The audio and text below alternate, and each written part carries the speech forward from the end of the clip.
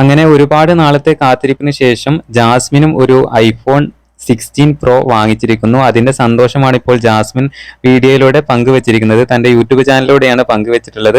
എന്തായാലും ഒരു short video ആയിട്ട് ജാസ്മിൻ ഇത് പങ്കുവച്ചിരുന്നു. ആ വീഡിയോ ഇപ്പോൾ 4,30,000-ഓളം ആളുകളാണ് കണ്ടിട്ടുള്ളത്.